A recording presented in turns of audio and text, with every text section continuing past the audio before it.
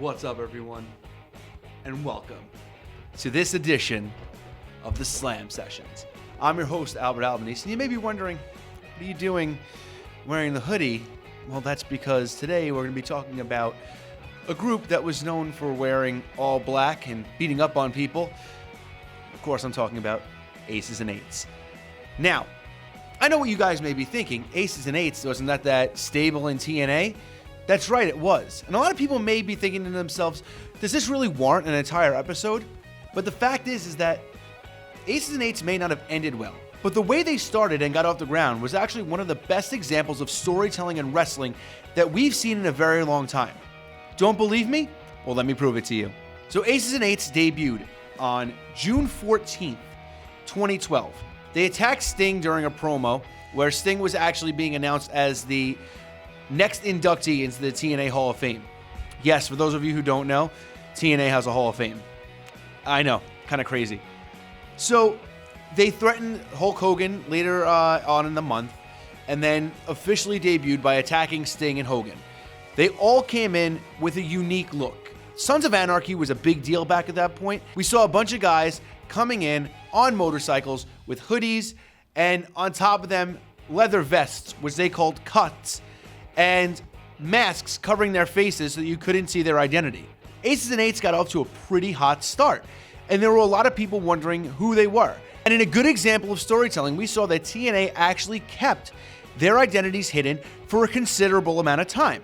The other interesting thing about Aces and Eights was the fact that they actually attacked heels and faces, not leaving it up to the fact that they were going to do the typical heel thing of just attacking baby faces.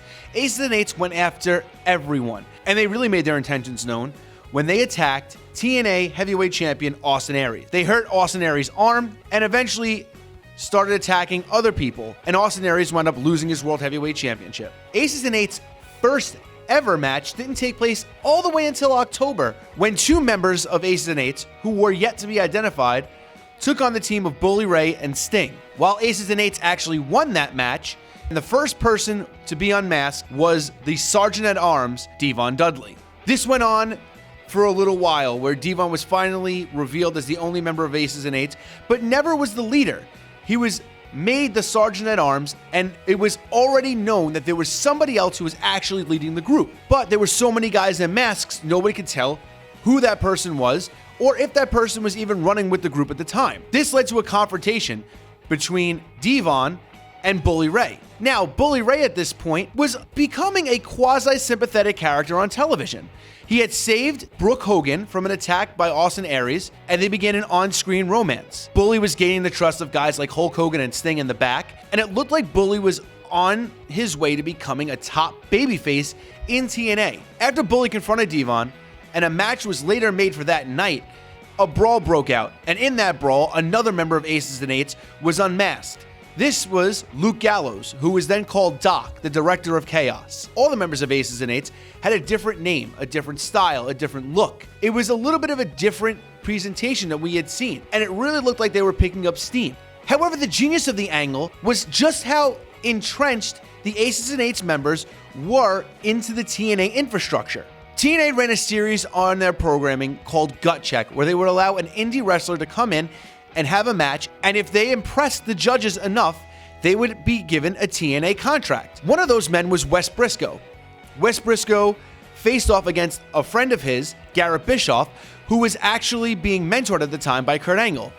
Wes Briscoe looked like he was impressive in his match, but when it came time for the judging, one of the judges, Al Snow, just happened to not be there. So, another producer on TNA television, D'Lo Brown, actually decided to take over Al Snow's slot and go out and judge the Gut Check competition. When D'Lo got out there, he gave Wes Briscoe a contract. It was later revealed that D'Lo was actually a member of Aces and Eights, and it was his way of guaranteeing that Wes Briscoe, someone that Aces and Eights had gotten to even before he earned a contract, was guaranteed to get a contract and join up with the Aces and Eights. But before that, Wes Briscoe was being presented as a tag team partner of Garrett Bischoff, and they were both under the wing of Kurt Angle. The angle really took hold when they actually started capturing championships in TNA.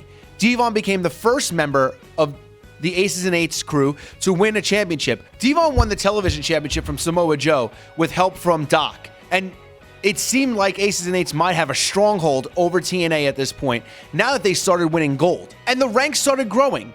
In December, Aces and Eights offered Ken Anderson a spot in their group, which he accepted. In March of 2013, another member of the group, Nux, the former Mike Knox of WWECW fame, was unmasked and was another member of the group that was trying to make it from a prospect to being a part of the actual upper echelon of the Aces and Eights group. On January 17th, Bully Ray was set to marry Brooke Hogan live on TNA television. This led to Aces and Eights attacking Bully during the wedding and ruining the entire ceremony. The best part was that in the middle of the ceremony, Bully Ray's best man, Taz, revealed himself to also be a member of the Aces and Eights group. Yet another person entrenched very deeply into the infrastructure of TNA. Taz was the color commentator of TNA at the time, and it really showed that Aces and Eights had people everywhere. Aces and Eights' reign of terror continued as they attacked multiple stars. Aces and Eights set their sights on guys like Kurt Angle and Jeff Hardy at that time. And then the big swerve. On the January 31st episode of Impact, Kurt Angle's students, Garrett Bischoff and Wes Briscoe, who Angle took under his wing to teach to become the future of the wrestling business, revealed that they were also members of Aces and Eights. They attacked Kurt Angle in a move that almost no one saw coming. At this point, there was no telling who the leader of Aces and Eights could be. Speculation was running crazy, even theories that Hulk Hogan may be the guy who was in charge, almost like a rehash of an NWO storyline, or something that TNA had done at one point with the Immortal storyline. But that wasn't the case. At this point, there was no number one contender for the World Heavyweight Championship, and in a match between Kurt Angle and Samoa Joe, Garrett Bischoff and Wes Briscoe interfered again before a number one contender could be named. Eventually, Hulk Hogan made Bully Ray, his son-in-law, the number one contender for the TNA Heavyweight Championship. Another big part of the Aces and Eights storyline was when Kurt Angle infiltrated the Aces and Eights locker room and beat up on the vice president. He took off the vice president's mask, but it was never revealed on television who he was. The next week, when Kurt Angle was being attacked, a whole bunch of officials came out, and Kurt Angle tried to point out at D'Lo Brown, who kicked Kurt Angle, and a beatdown ensued, showing that D'Lo Brown was a part of the Aces and Eights group all along. That's how Wes Briscoe got his contract, because D'Lo Brown made sure that Al Snow didn't show up, and made sure that Wes Briscoe was a part of the Aces and Eights and won his contract in TNA. D'Lo Brown was made the vice president of the group, meaning that there was still a leader that hadn't been revealed yet. This led to the Lockdown pay-per-view, where the main event was Bully Ray versus Jeff Hardy for the TNA World Heavyweight Championship. This was a cage match, and towards the end of the match, all the Aces and Eights members came out, leaving Bully Ray and Jeff Hardy back-to-back, getting ready to fight off the Aces and Eights. But it was then revealed that Bully Ray was the leader of Aces and Eights when they slipped him a ball-peen hammer, which he used on Jeff Hardy, and won the TNA World Heavyweight Championship.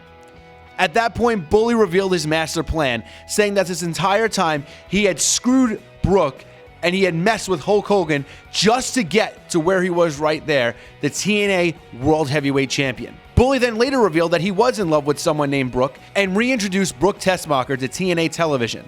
The former Brooke Adams of the WWE was revealed to be the lover of Bully Ray throughout the entire time, showing that Bully never cared for Brooke Hogan at all. Now, as well as the Aces and Eights gimmick was booked when it started and got Bully Ray to the championship, it was booked just as bad on the way down. TNA had this problem where they couldn't keep people under contract. This led to guys like Doc leaving the group because of contractual issues. The cuts from Aces and Eights continued as D lost a match to Kurt Angle and was demoted from the vice president to prospect by Bully Ray, which then basically removed him from being in the group altogether. Mr. Anderson tried to recruit AJ Styles into the group, but it was revealed that AJ Styles wouldn't accept the group and would actually fight alongside the TNA to take out the members of Aces and Eights. Eventually, the Main Event Mafia was reformed in order to really put the end to Aces and Eights. There was also dissension in the ranks, as before Doc actually left the group, he wanted to be promoted to a higher level of the group, but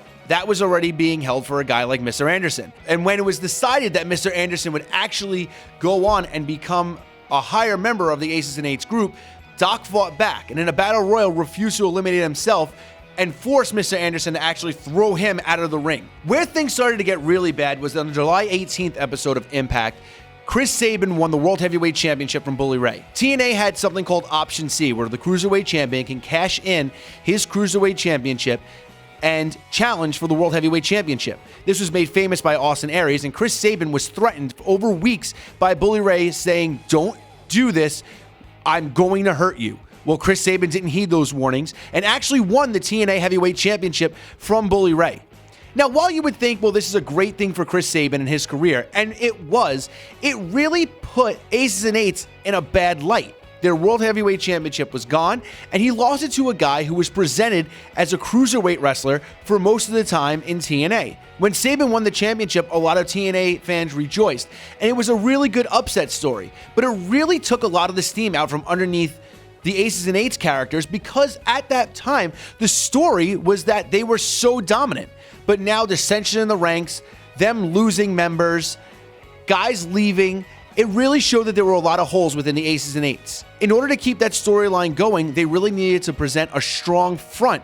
And with Bully losing the championship, it really put a lot of hurt on the Aces and Eights as a group. The group later became watered down as they introduced MMA fighter Tito Ortiz as a member of the group, helping Bully Ray win the championship back from Chris Sabin. The dissension continued, and Bully Ray wound up having to defend his World Heavyweight Championship against a member of Aces and Eights at the next pay-per-view, a decree made by a general manager, Hulk Hogan. It was at that time it was revealed that Mr. Anderson would be the man who Bully Ray would face. And after interference from the rest of the Aces and Eights group, Bully Ray retained his championship, and then Mr. Anderson was extradited from the group. The cuts continued, as after Wes Briscoe lost the match, Bully Ray forcefully took his cut from Wes Briscoe, and Garrett Bischoff and Nux, who had both been speaking up about the fact that Bully Ray was spending a little bit too much time with his girlfriend Brooke and not enough time managing the members of Aces and Eights, reluctantly took the cut away from Wes Briscoe. Bully Ray then suffered the biggest defeat, losing the World Heavyweight Championship to AJ Styles after Mr. Anderson returned and cost Bully Ray the championship. On the November 14th episode of Impact, the group ended abruptly as Mr. Anderson came out and challenged Bully Ray to a match at the next pay-per-view, Turning Point. The idea was that if Mr. Anderson won, Aces and Eights would disband, but if Anderson lost, he'd have to leave TNA. Mr. Anderson wound up pile-driving Garrett Bischoff on the stage and then defeated Bully Ray, ultimately disbanding the Aces and Eights. The week after, a funeral was held, and that was the official end of Aces and Eights from TNA. What can we learn from all of this? It's very easy to have a very solid storyline from start to a certain point, but to finish that storyline, you needed to make things interesting enough. The fact that Aces and Eights, who was such a strong and formidable force, looked so weak after Bully Ray won the championship, and then especially after Bully Ray lost the championship to Chris Sabin, showed that they really didn't have enough momentum to keep the angle going. There was a lot that TNA could have done with Aces and Eights, and they actually could have hung around for a decent amount of time if TNA would have made them look like more of a formidable force. But with guys leaving, contracts expiring, different members showing a lot of dissension way too early in that storyline, people being demoted and kicked out, it really showed that there wasn't a long-term goal for Aces and Eights. In an interview on his show 83 Weeks, Eric Bischoff talked about Aces and Eights very briefly and said that it wasn't a storyline that was supposed to be around for a very long time. However, if that was the case, they could have found a better way to end everything. The fact is that Aces and Eights will be one of those groups that will be remembered for being impactful in TNA for a while, but didn't have the longevity to make it seem like they were one of the bigger groups in professional wrestling. The thing is that if Aces and Eights was actually booked the right way, they could have been a formidable force for years to come in TNA. Except their legs were cut out underneath them. Bully Ray looked like a very strong champion, but nobody else in that group ever really stood out, except for a few months Mr. Anderson. Everybody else just seemed like they were there. Devon was made to be a big deal, but then pushed towards the back once it was revealed that there were more members who unmasked. Bully Ray was always shown as the leader, but there was nobody else there that looked like they had enough talent to usurp Bully Ray, to kick him out of his own group, or to leave and become the big challenger for his championship. They tried it with Mr. Anderson, but it didn't work. And when Mr. Anderson came back to cost him the championship, AJ Styles was poised to be the breakout star in TNA one more time after he returned from a leave of absence from the company. Aces and Eights were a good group, and they were very solidly booked for a really long amount of time. If Aces and Eights would have been continued to be booked that way, we could be having a completely different conversation about how they made a giant impact on the wrestling business. But now it's just one of those cases of, I guess we'll never know. This has been Albert Albanese on the Slam Sessions. We'll see you guys next time.